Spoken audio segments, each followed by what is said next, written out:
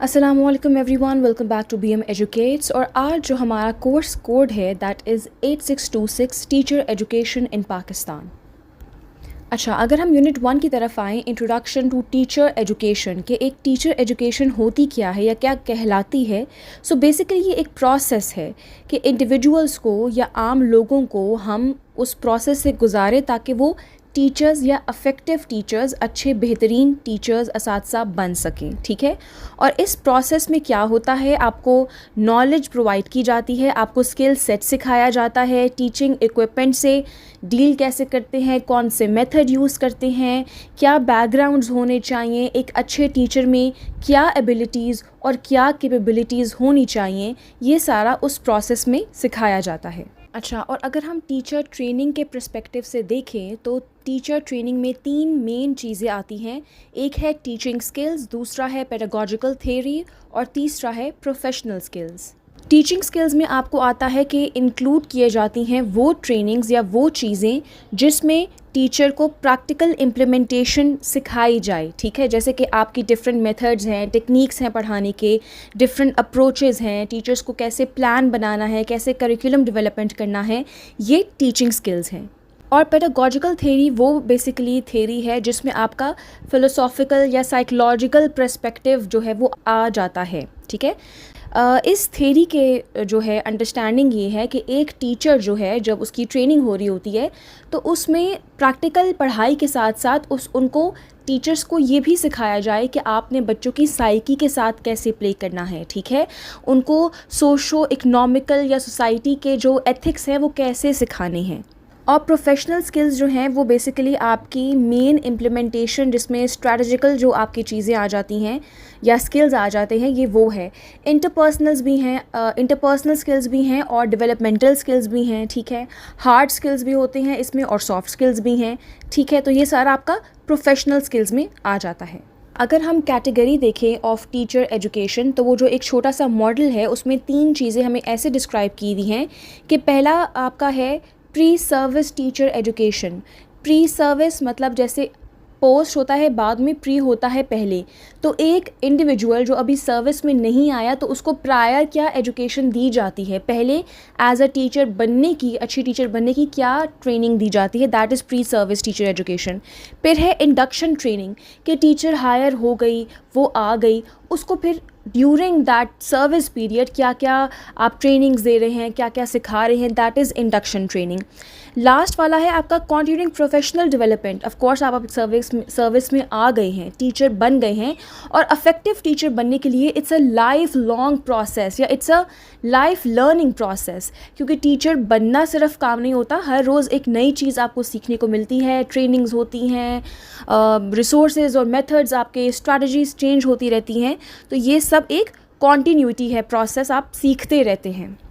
और important objectives teacher education के क्या क्या हैं। पहला है सब्जेक्ट मैटर नॉलेज, कि जिस सब्जेक्ट को आप परस्यू करने जा रहे हैं, आप पढ़ाने जा रहे हैं, उसमें आप एक्सपर्ट हों, आपको बहुत ग्रिप हो। पेडागोजिक स्किल्स मतलब आपने मोटिवेट करना है लर्नर्स को और स्टूडेंट्स को। उसके बाद है जी लर्नर साइकोलॉजी। ऑफ कोर्स बच्चों की साइकोलॉजी को समझना एक बहुत इम्पॉर्टेंट काम है एक टीचर के लिए। बग़ैर इसके सिर्फ पढ़ाना एक जो है वो मकसद नहीं होता, बच्चों के लेवल पे आके पढ़ाना इज़ द मेन पॉइंट। फिर है जी developing attitude towards teaching. Teaching की तरफ एक अच्छा और प्रोग्रेसिव पॉजिटिव जो है वो एक मोड में आना या एटीट्यूड अपनाना इज़ द की। ठीक है। Point 5th is self confidence in teaching. आप जब भी कोई चीज़ पढ़ा रहे हैं तो आपको अपने पे कॉन्फिडेंस होना चाहिए कि आपको इस पर्टिकुलर सब्जेक्ट या टॉपिक पे ग्रिप है और आप अच्छा ही बच्चों को कन्वे करेंगे, that is self confidence. Empowering learners. अच्छा, लर्नर्स को आप मोटिवेट करते हैं, एम्पावर करते हैं टुवर्ड्स द राइट ट्रैक, वो सेम बात हो गई। यूज़ ऑफ इंस्ट्रक्शनल फैसिलिटीज़, जितने भी आपको स्कूल फैसिलिटी या रिसोर्सेज प्रोवाइड करता है उनका मैक्सिमम अच्छे तरीके से यूज़ करना। ठीक है। 8th point is understanding individual differences. हर बच्चा डिफरेंट होता है, हर बच्चे का कैलिबर और माइंडसेट डिफरेंट होता है, हर बच्चा डिफरेंट बैकग्राउंड से आता है। ये कुछ चीज़ें हैं जो एक टीचर या एक अच्छी टीचर को अपने जहन में बातें रखनी चाहिए जब वो पढ़ा रही है या लेक्चर डिलीवर कर रही है। अच्छा, अगर हम अभी एक कंपैरिज़न कर लें कि ओल्ड और न्यू मेथड्स ऑफ़ टीचिंग में, कि पुराने ज़माने में टीचिंग कैसी होती थी और नए ज़माने में कैसी है, तो एक बहुत सिंपल दो अप्रोचेज़ हैं जो इस न्यू और ओल्ड मेथड को बिल्कुल क्लियरली आइडेंटिफाई करते हैं या बताते हैं। जो ओल्ड आपका स्कूल है मेथड ऑफ़ टीचिंग का, वो है जी teacher centric approach. Teacher centric कैसे? कि पुराने ज़माने में टीचर एक फुल अथॉरिटी होती थी उसके पास, ठीक है, कि वो ही लेक्चर डिलीवर करेगी, वो ही क्वेश्चंस पूछेगी, वो ही आंसर करेगी और जो वो कहेगी वैसे ही होगा। Teacher sets the priority, teacher sets everything in the classroom and वो वैसे ही होगा, ठीक है। बट अगर हम आज की पढ़ाई पे फोकस करें या नज़र डालें तो जो न्यू मेथड है that is student centred approach, कि जितना टीचर वैल्यूएबल है उतना बच्चा भी वैल्यूएबल है। और इट्स अ, आप कह लो कि एक्सचेंज प्रोसेस है कि टीचर क्वेश्चन कर रही है तो जवाब टीचर नहीं देगी, जवाब बच्चे देंगे, ठीक है। तो वो क्वेश्चन आंसर्स का सेशन चलता है, ठीक है। बच्चों की साइकोलॉजिकल नीड्स एंड वांट्स और उनका पढ़ाई की तरफ जो रुझान है वो सब देखा जाता है और उसके ही अकॉर्डिंग आपकी पढ़ाई की जो स्ट्रैटेजीज़ हैं, जो टेक्निक्स हैं वो बनाई जाती हैं, ठीक है। उसके बाद हमारा एक टॉपिक है जो कि है कहता है कि जो कंट्रीब्यूशन है रिसर्च की, तो रिसर्च की कंट्रीब्यूशन क्या है टीचर एजुकेशन प्रोग्राम्स में। तो उसमें हमारे 4 की मेथड्स हैं, ठीक है। पहला की मेथड है कंटेंट एनरिचमेंट, मतलब आपकी जो भी रिसर्च होती है वो डिफरेंट रिसोर्सेज से आती है, ठीक है। मतलब किसी बुक से आई है, किसी एकेडमिक स्कूल से या इंस्टीट्यूट से आई है, तो वेरियस आपके पास जो है वो रिसोर्सेज हैं और तब जाके आपका एक मेन कंटेंट बनता है, ठीक है। दूसरा है प्रोग्राम डिज़ाइन, कि रिसर्च जो है आपको वो एड्स प्रोवाइड करती है, मतलब आपको डिफरेंट रिसोर्सेज या सोर्सेज देती है। कैसे, क्यों? ताकि आप स्ट्रक्चर कर सको टीचर एजुकेशन प्रोग्राम्स को, मतलब उनको अच्छे से बना सको, उन रिसर्च प्रोग्राम्स को फॉर्मुलेट कर सको टीचर्स के लिए। थर्ड इज़ क्रिटिकल कंज्यूमर्स, मतलब टीचर्स जो हैं, जो एजुकेटर्स हैं, जो पढ़ाना चाहते हैं, वो रिसर्च को जो है वो इस तरह कंज्यूम, मतलब इस तरह उसको यूज़ कर सकते हैं as a critically positive approach के थ्रू, कि वो डिफरेंट रिसोर्सेज से जब पढ़ रही हैं, ठीक है, तो डिफरेंट टेक्निक्स उनको पता चल रही हैं, डिफरेंट मेथड्स पता चल रही हैं, तो उससे क्या हो रहा है, उससे उनकी ही नॉलेज में इजाफा हो रहा है, ठीक है। उनको पता चल रहा है कि कौन सी चीज़ें आजकल वैलिड है, कौन सी चीज़ें वैलिड नहीं हैं, कौन सी चीज़ें ज़्यादा चल रही हैं, कौन सी चीज़ें लेस प्रायोरिटी पे हैं। तो ये बेसिकली सारा टीचर्स और एजुकेटर्स जो हैं वो रिसर्च के थ्रू उनको पता लग सकता है। और एजुकेटर्स जो हैं, जो टीचर्स हैं, वो अपने जो ख़ुद से भी जो है वो रिसर्च में इंगेज हो सकते हैं। जैसे कि अगर एक फॉर एग्ज़ाम्पल एक टीचर ने मैथ्स पे लेक्चर देना है तो वो रिसर्च करेगी एक पर्टिकुलर टॉपिक के बारे में, ठीक है। डिफरेंट प्रेजेंटेशंस देखेगी, डिफरेंट स्कॉलर्स को सुनेगी, डिफरेंट मेथड्स देखेगी उस चीज़ को सॉल्व करने के लिए। तो वो ख़ुद भी जो है जब रिसर्च करेगी तो वो अपने रिसर्च स्किल्स डेवलप कर रही है विद टाइम। अच्छा जी, यूनिट 2 हमें कहता है teacher and teaching Islamic perspective. देखिए, इस्लामिक पर्सपेक्टिव से आपको बहुत बेसिक अगर एक उस्ताद की डेफिनेशन बताई जाए तो वो कहते हैं कि जिसने आपको एक लफ्ज़ भी पढ़ा दिया तो वो आपका उस्ताद हुआ, ठीक है। तो दैट मीन्स कि टीचिंग इट्सेल्फ उसका क्या रुतबा है इस्लाम में, वो उसको बहुत प्रायोरिटी दी गई है, क्योंकि एक टीचर, एक उस्ताद आपको सिर्फ बुकिश नॉलेज नहीं पढ़ा रहा, आपको वो दुनिया के तौर तरीके सिखा रहा है। अगर हम कहें तो पहला है the role of a teacher in Islamic education और कंटेम्प्रेरी, मतलब जो करंट एजुकेशन है उस पर टीचर का रोल क्या है। सेक्रेड रोल ऑफ़ टीचर्स, देखिए टीचर्स मैंने आपको पहले ही बताया कि एक बहुत पारसा या वो इंसान समझा जाता है जो कि आपको मॉरल वैल्यूज़ भी ज़िंदगी की सिखाता है। बुकिश या कंटेंट नॉलेज के अलावा आपने कैसे ज़िंदगी को जीना है। सो दैट मीन्स कि एकेडमिक से लेकर आपको जो स्पिरिचुअल वैल्यूज़ या स्पिरिचुअल नॉलेज है वो भी एक टीचर देता है। Teachers as role models, of course teachers हर बच्चे के लिए रोल मॉडल हैं, बिकॉज बच्चे उनसे इंस्पायर होते हैं, उनको देखते हैं हर रोज़। तो जो भी उनके मैनर्स हैं, उनके बिहेवियर्स हैं, उनके एटीट्यूड्स हैं, बच्चे उनको कॉपी करते हैं। So for them, for students, teachers play as a role model. Then respect for teachers, teachers की रिस्पेक्ट अगर हम इस्लामिक पर्सपेक्टिव से देखें तो ऑफ़ कोर्स टीचर्स या उस्ताद का एक रुतबा है, तो उनकी जो ओबीडियंस है, ठीक है, उनका कहना मानना या जो रिस्पेक्ट का एलिमेंट है उसको बहुत ज़्यादा प्रायोरिटी दी गई है।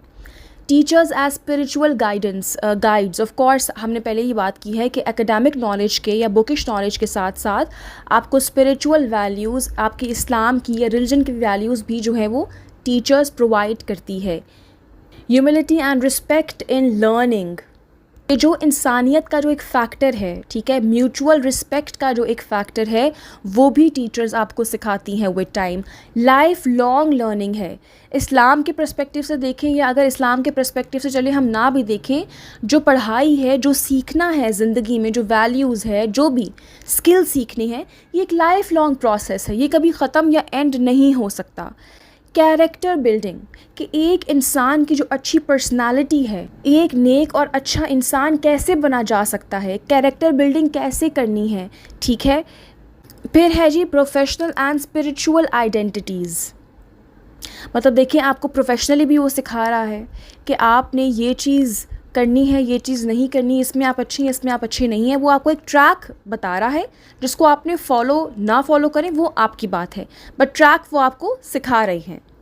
अब टाइटल्स और हिरार्कीज़ में देखिए इस्लाम के पर्सपेक्टिव से हम टीचर या उस्ताद नहीं कहते, हम उलमा भी कहते हैं, हम शेख भी कहते हैं, इस्लामिक प्रोफेसर या इस्लामिक स्कॉलर्स, बहुत डिफरेंट नाम है और बहुत डिफरेंट टाइटल्स हैं। अब अगर हम रिस्पॉन्सिबिलिटीज़ की तरफ आएँ कि responsibilities of a teacher in Islamic education, कि एक टीचर की इस्लाम में क्या रिस्पॉन्सिबिलिटीज़ हैं, तो पहला है कि gentle and kind approach with students, of course बच्चों के साथ बहुत धीमे मजाज और हम्बल हो के आपने बात करनी है, उनको पढ़ाना है, हार्श और रूड नहीं होना।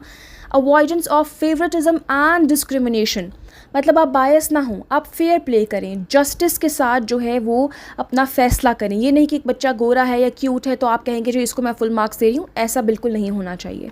Praise and reward for positive behaviour, देखिए एप्रिसिएशन जो है ना वो बहुत मेजर रोल प्ले करती है। तो इस्लाम आपको ये सिखाता है एज अ टीचर कि जब भी कोई बच्चे ने अच्छा काम किया है, ठीक है, तो आप उसको अप्रिशिएट करें, उसको ज़्यादा मोटिवेट करें towards good behaviour. Balanced use of teaching methods, देखिए जो भी आपको टेक्निक्स या टेक्नोलॉजीज़ या मेथड्स सिखाए जाते हैं उनका एक बैलेंस यूज़ करें, ठीक है, बहुत एक्सट्रीम पे ना चले जाएं। Instilling a love for knowledge, बच्चों के अंदर पढ़ाई और स्किल्स और जो भी आपका प्रैक्टिकल या सॉफ्ट नॉलेज है इसकी आप वो जगह पैदा करें।